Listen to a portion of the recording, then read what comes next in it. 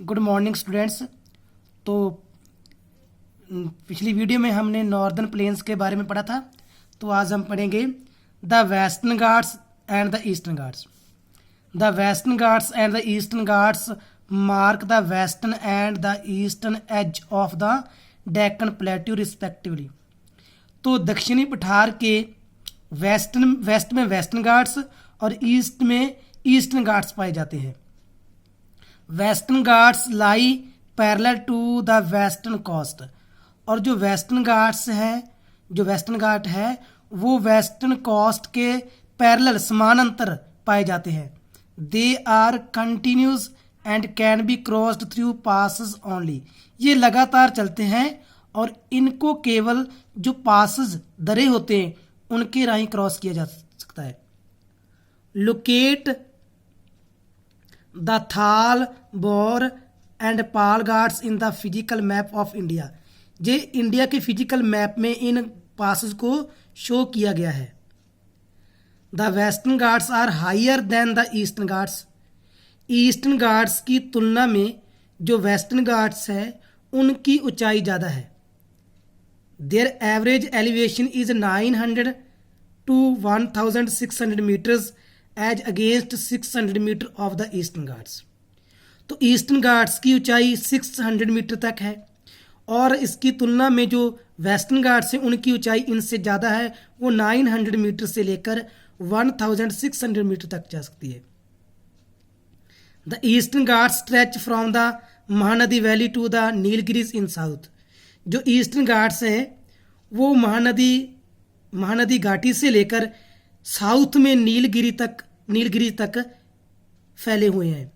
The Eastern Ghats are discontinuous and irregular and distract by the rivers of draining into the Bay of Bengal.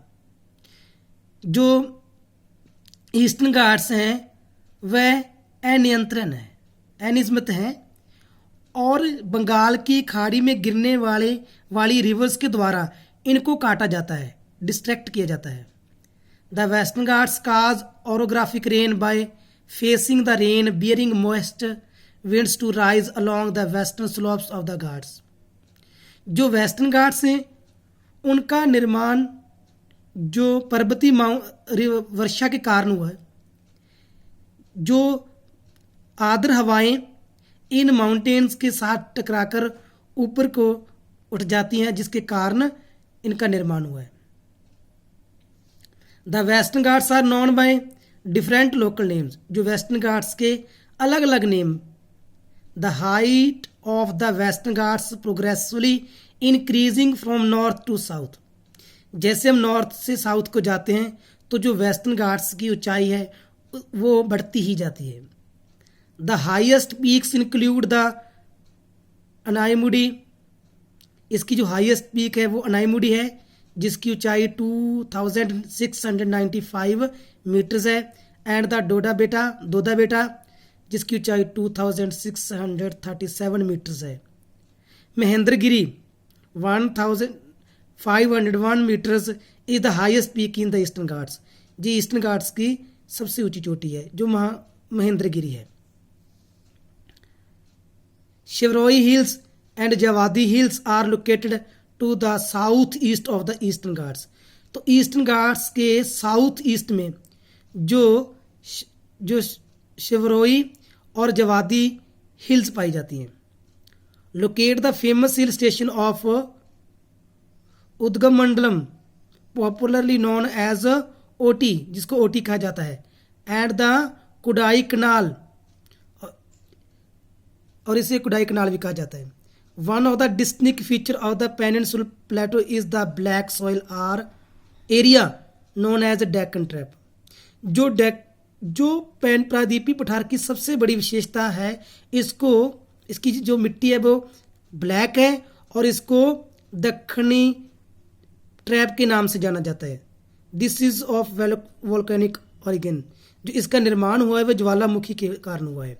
Hence the rocks are igneous. इस प्रकार जो चट्टानें वो igneous अग्नि चट्टानें हैं। Actually these rocks have denounced over time and are responsible for the formation of black soil. दरअसल इन चट्टानों के अपरदन होने के कारण इनकी जो सोयल थी वो ब्लैक कलर की हो गई। The Aravalli hills lie on the western and north western margins of the